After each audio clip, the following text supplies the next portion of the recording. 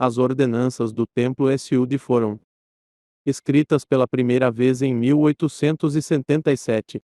Antes disso, as cerimônias sempre foram alteradas de acordo com os indivíduos envolvidos. Cerimônia ainda não foi oficialmente escrita. E, como consequência, mudaria pelo menos um pouco com cada grupo de dotação. Desde 1877 certamente vimos inúmeras mudanças introduzidas com os motivos da mudança nem sempre claros. Em 1889 um jornal da época, o Telegrama de Elmira, recebeu informações sobre as cerimônias que estão sendo realizadas atualmente na Casa de Investiduras Sud e publicou de forma interessante pouco antes deste relato ser impresso. A própria Casa de Investiduras Sud foi ordenada a ser destruída pelo presidente Woodruff. O próprio jornal, embora não seja pró-Mormon, no entanto, a natureza contemporânea de este relato o torna um estudo muito fascinante. Se você mesmo fez uma sessão de investidura ao vivo, então alguns aspectos disso seriam familiares. Se você tivesse feito uma sessão antes das grandes mudanças em 1990, então outros aspectos seriam familiares. O seguinte é um breve resumo do relato retirado do jornal. Tentei manter o mesmo idioma do original, onde os links apropriados para o artigo do jornal de 1889. A transcrição estão na descrição. O candidato à investidura primeiro recebe o certificado do bispo de sua ala que certifica eles são um membro em boa posição e acreditam na natureza sagrada da poligamia. A investidura é normalmente composta de 10 a 50 pessoas e ocupa cerca de 9 horas, começando às 7 da manhã. Cada candidato do sexo masculino ao entrar no templo leva consigo uma cesta de almoço, um ou mais odres de azeite e um pacotinho de cravinho. O azeite é usado na unção e um homem deve ter um odre para cada mulher que pretende que lhe seja selado. Na trouxa de roupa para os homens é um par de roupas brancas, chinelos de linho, um par de meias brancas, uma camisa branca limpa, uma faixa e turbante de linho, uma longa túnica de padrão oriental, uma vestimenta de dotação e um avental de folha de figueira.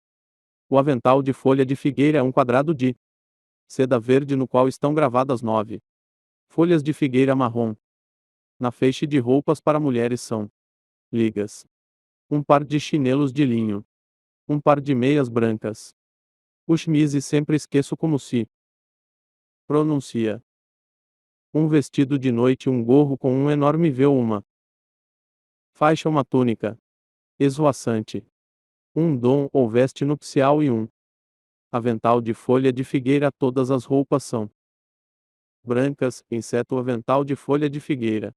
A vestimenta de investidura, tanto masculina quanto feminina, consiste em camisetas e ceroulas em um fecho com cordões, em vez de botões. É considerado especialmente sagrado e, uma vez colocado, raramente é retirado pelos fiéis mormons. Muitas pessoas literalmente nunca tiram suas vestes para provar sua fidelidade. Colaboram com isso onde os sacerdotes ensinam não pode morrer por fogo ou água ou por violência. A morte do profeta José. A única morte do profeta José foi possível pelo fato de que quando ele foi para seu destino na prisão de Cartagem, ele negligenciou impensadamente colocar suas vestes de investidura antes de sair. É ensinado que Willard Richards usou as suas em Cartagem, portanto, foi protegido. Ao entrar no templo, o candidato apresenta seu certificado de bispo ao padre oficiante. O certificado tem testemunho do fato de que o candidato é um membro regular da igreja, pagou o dízimo integral e está apartamento a receber suas investiduras se o candidato for homem. O certificado o elogia como merecedor das bênçãos da poligamia. Após as damas e outras, as informações dos candidatos foram inseridas em um Registro. Os homens são mandados para um banheiro, e as mulheres para outro, e instruídos a se despir completamente e receber o banho que os purificará de seus pecados. Na ascensão masculina, os candidatos um após o outro entraram na banheira, e são completamente purificados pelo sumo sacerdote oficiante, lavando a cabeça do candidato sacerdote. Diz: por este processo eu agora lavo todos os pensamentos profanos que até agora ocuparam sua mente. Lavando os olhos o sacerdote diz: eu agora lavo tudo o que você já viu. Iniquidade. Passando para a boca, o padre diz: eu agora te purifico de todo o mal que você já disse. Depois de todos os órgãos humanos terem assim recebido atenção, o candidato é declarado limpo de todas as palavras e passado para o padre, que realiza o ato de ungir. O padre recebe a garrafa de azeite do candidato e o derrama em um chifre chamado o chifre sagrado da unção. Depois ele derrama sobre o candidato, então esfrega vigorosamente o candidato da cabeça aos pés. O padre repente: agora eu unjo sua cabeça, para que para o futuro nada além de pensamentos santos pode entrar em seus olhos, para que você possa afastá-los da contemplação da vaidade e do mal, e sua boca para que você possa sempre falar as palavras da verdade e da retidão. A unção terminando, o candidato é instruído a vestir sua vestimenta de investidura. E então o padre sussurra em seu ouvido o novo e celestial nome que nenhum homem conhecerá, exceto aquele que o recebe. Este novo nome é sempre tirado da Bíblia e pode ser divulgado apenas a São Pedro. Enquanto as candidatas foram banhadas e ungidas por mulheres atendentes de maneira semelhante, vestiram suas vestes de investidura, e também tiveram novos nomes sussurrados em seus ouvidos. As mulheres, no entanto, não divulgam seus nomes a Peter, mas a seu futuro marido. Deve-se notar que o design original de a vestimenta de investidura para homens e mulheres era que eles estavam totalmente abertos na parte inferior e não podiam ser fechados, como os conhecemos hoje. Isso foi até certo ponto para fins práticos, especialmente porque eram uma peça.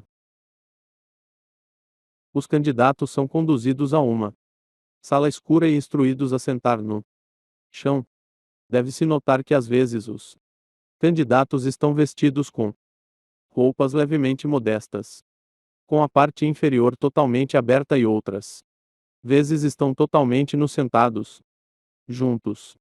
A mudança parecia depender de quem estava oficiando em a investidura naquele momento. Os candidatos neste momento devem representar os filhos de Deus que cantaram juntos na criação. Após alguns momentos de silêncio, uma voz é ouvida dizendo: Michael, desça e junte os elementos, e prepare-se para fazer um mundo. Este o comando é de Deus e é dirigido a arcanjo Miguel. A este Miguel responde: eis que será feito de acordo com a tua palavra. Passos são ouvidos recuando e alguns momentos depois retornando. Então Miguel fala novamente: eis que Elohim, todas as coisas são feitas como tu ordenaste. Miguel, tendo cumprido várias outras incumbências confiadas a ele por Elohim, este finalmente dá a ordem que haja luz. A sala é subitamente iluminada e os candidatos se encontram na presença de Elohim Jeová Cristo e um grupo de anjos ministradores. Deve-se notar que, pelo menos em algum momento no início da história mórmon, eles consideraram Jeová em Cristo como seres separados.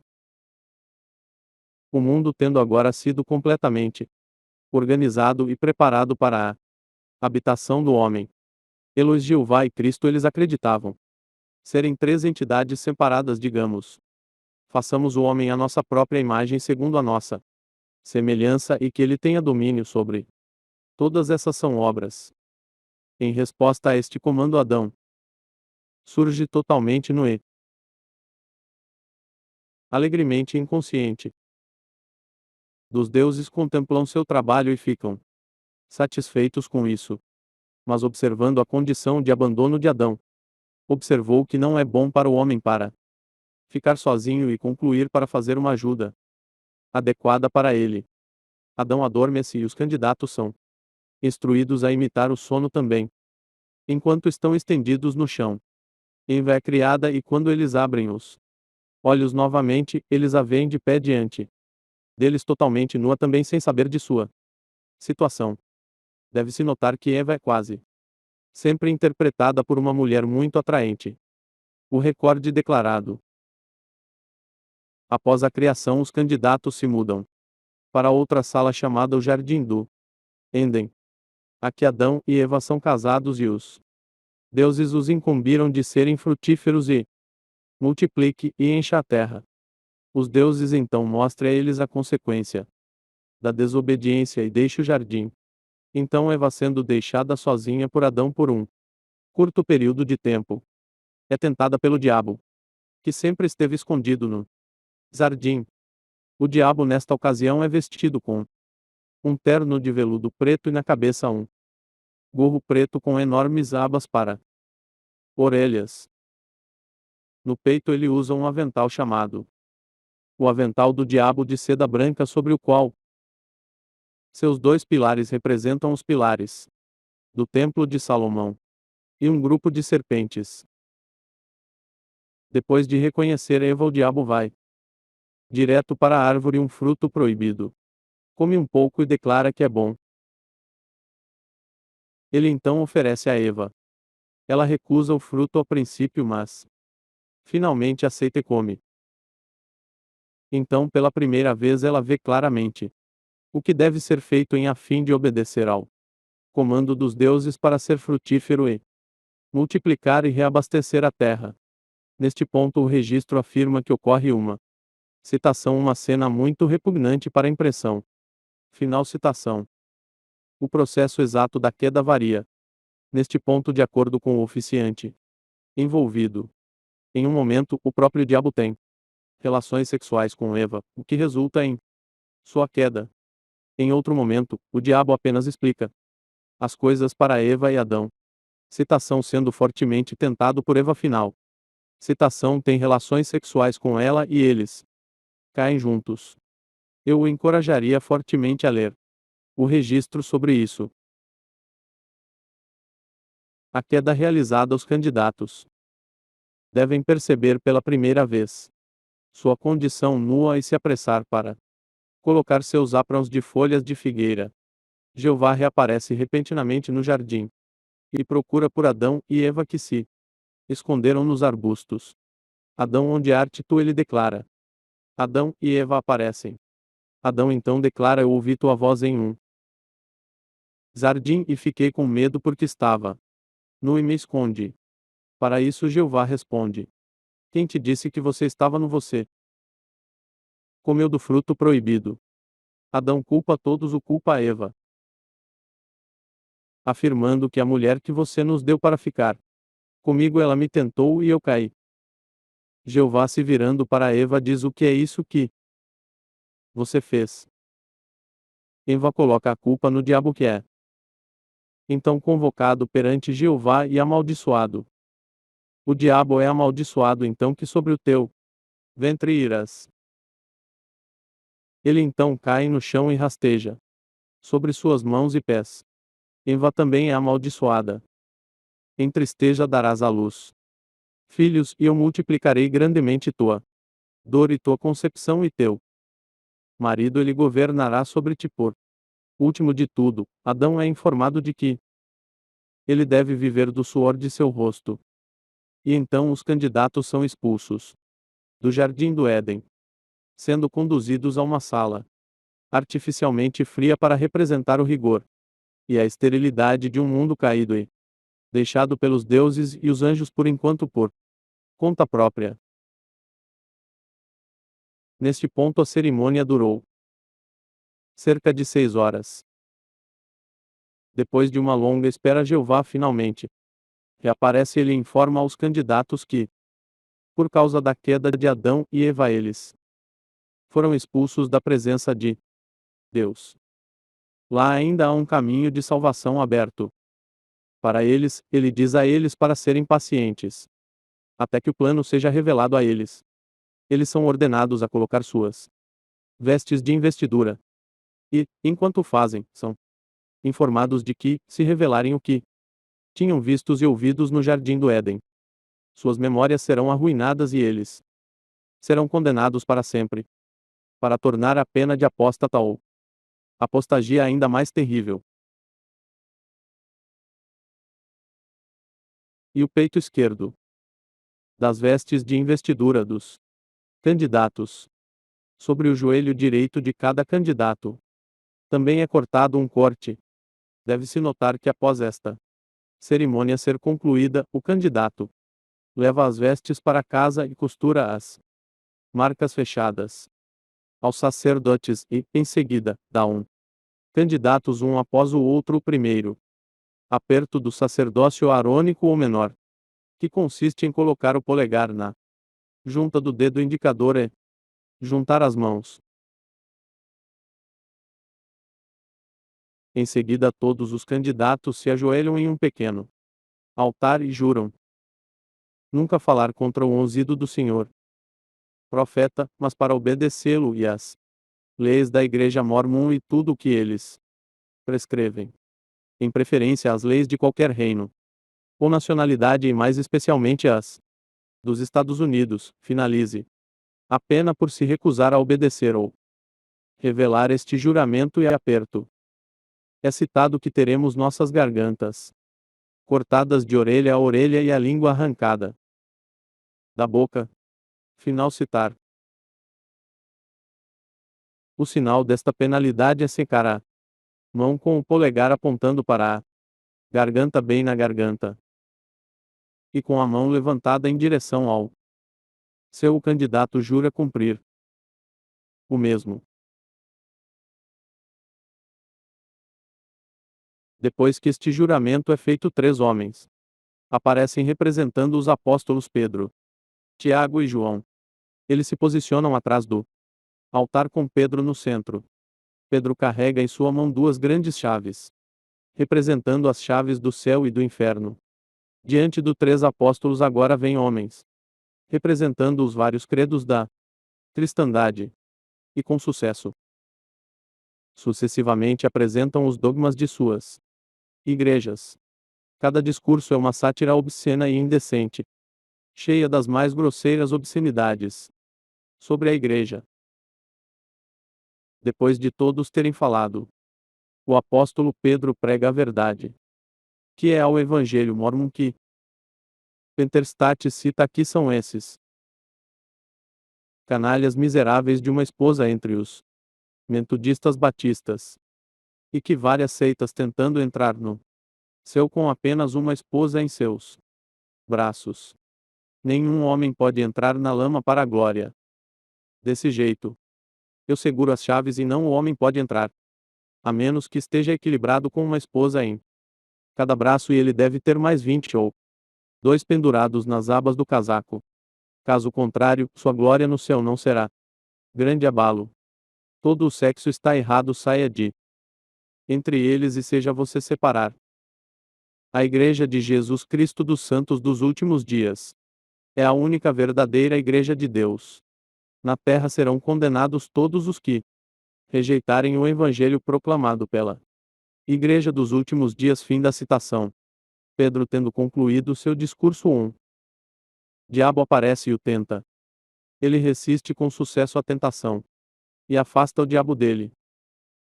Então ele dá aos candidatos a segunda pegada do arônico ou sacerdócio menor. Para dar essa pegada, o polegar é colocado entre as juntas do dedo indicador e o segundo, e a mão apertada ao redor deles.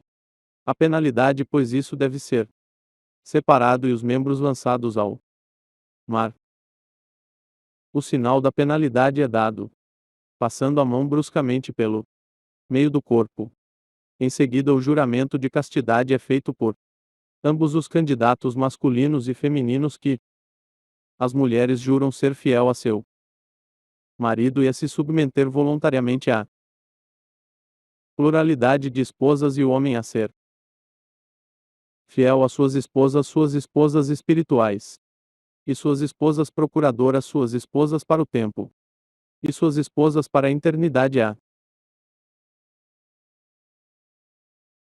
cerimônia terminou. É proclamado que o santo anjo apareceu para José M.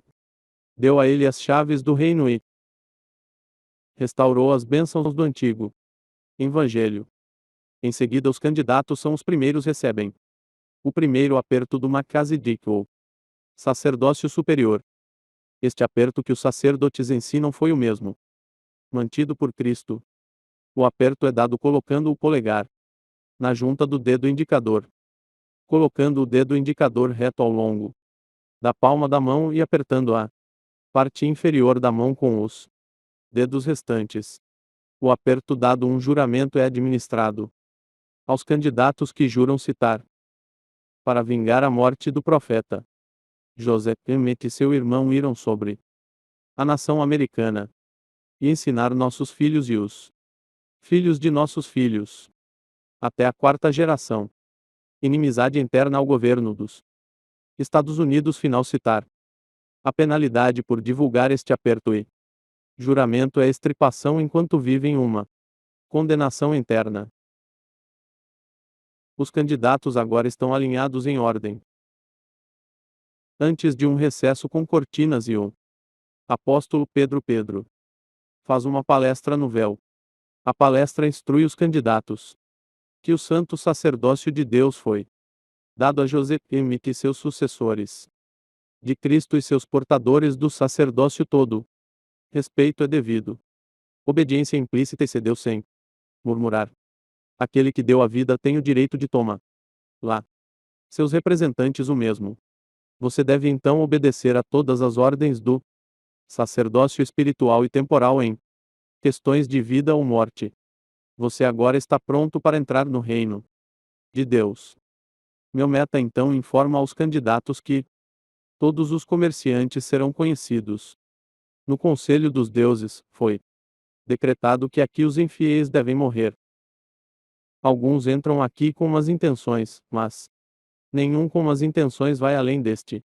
Vê-o ou retorna vivo. Se aqui eles praticarem engano, se alguém entre vocês tem traição em seu coração, nós o incumbimos agora de falar, enquanto ele ainda pode e viver. E a provação espera por você, deixe os puros não temerem o tremor de coração falso. Cada um passará sob a mão perscrutadora, e o Espírito do Senhor decidirá por sua conta.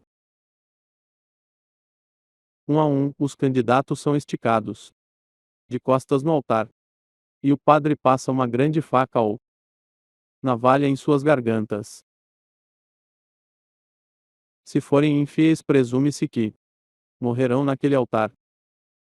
Os candidatos são levados a uma sala, conhecida como a sala do círculo de oração, onde depois de fazer outro juramento de obediência cega ao sacerdócio, eles recebem o mais alto controle do sacerdócio de Melquisedeque. A penalidade por revelar esse juramento e controle é ter seu coração arrancado, cortado em pequenos pedaços e entregue ao aves do ar. O aperto é dado pelos candidatos, apertando uns aos outros em torno da mão com a ponta do dedo indicador apoiada no pulso e os dedinhos ligados firmemente entre si. O juramento e o aperto dado os homens com as mãos juntas formam um círculo sobre o altar, as mulheres com rostos cobertos, formando outro círculo. E o padre oficiante reza pela destruição do governo e pela morte dos que estão em posição de autoridade. A oração termina. Os candidatos são levados para outra sala através da qual se estende uma grande tela chamada o véu, que é uma imitação do véu no Templo de Salomão. Através de um rasgo no véu, os candidatos masculinos são conduzidos por sua vez ao Santo dos Santos. Cada candidato é levado ao véu por um sacerdote que bate à porta. É atendido por São Pedro, que pergunta quem está lá. O padre para o candidato responde: Adão, sendo fiel, deseja entrar. No candidato abraça Pedro sussurra seu nome celestial nos ouvidos do santo e passa através do véu para o céu. Aqui ele encontra a elogio a Cristo e sua presença celestial. E agora é levado diante de Jeová e instruído pelo sacerdote regente e o informa que ele está sozinho e sente a necessidade da companhia de uma ou duas mulheres. Jeová responde que não é bom para o homem viver sozinho. Farei ajuda adequada para ele. O candidato é levado a duas pequenas aberturas no véu e lá encontra sua futura esposa, que foi abandonada por Eva. O casal é instruído a se abraçar enquanto a noiva arrepende depois de Eva uma fórmula suja e nojenta para impressão. Então Eva leva a noiva até a abertura pela qual o noivo entrou. Pedro pergunta quem está aí e Eva responde: Eva, que tendo sido fiel deseja entrar. Ela é conduzida e isso continua da mesma forma porque as outras esposas são ensinadas que a salvação de seus maridos só pode ser garantida por uma pluralidade de esposas e são ameaçados com o destino do apóstata se eles se recusarem a se submeter à ordem divina das coisas. O noivo e suas pretendidas noivas tendo todos obtido entrada no céu eles são levados a uma mesa onde Elohim, Jeová e Cristo sentados, onde os nomes e outras informações de o noivo e as noivas são inseridos em um grande registro. Um recibo de registro é entregue ao noivo. E ele é instruído a prosseguir para a sala do teto e se casar com suas várias esposas. Para o tempo e a eternidade pela ordem do céu. Ao entrar o homem apresenta o registro transcrição ao padre no altar do casamento que convida o homem e seus companheiros a se sentarem. Depois de examinar a transcrição, o padre ordena que o trio se levante e o enfrente. O homem primeiro é selado à sua esposa legal. E então os padres perguntam à esposa as citações são: você está disposto a dar esta mulher a seu marido para ser sua legítima esposa casada para o tempo e toda a eternidade? Se você o manifestará, colocando a mão direita dela na mão direita de seu marido, mão na mão do marido e o casal se casa. A noiva em suas respostas ao padre, prometendo se submeter à prática da poligamia por seu marido. O padre dá ao marido e às esposas as bênçãos do sacerdócio e as cerimônias terminam. Neste ponto todas as cerimônias são completas que compreendem o dia inteiro. Os indivíduos retornam às suas vidas e agora estão sob estrita penalidade de nunca divulgar qualquer aspecto de sua experiência. De muitas maneiras isso é semelhante ao que sabemos hoje, porém de muitas outras maneiras é notavelmente diferente. É muito difícil para mim concluir que uma doação de um dia inteiro de 1880 é semelhante a uma apresentação de vídeo de uma hora que temos hoje. Pois obviamente há muitas diferenças que levantam a questão de por que existem diferenças e não Deus autorizou essas diferenças. Se ele autorizou, então onde está a revelação autorizando essas mudanças? Se ele não autorizou, então o que isso significa e o que podemos fazer sobre isso?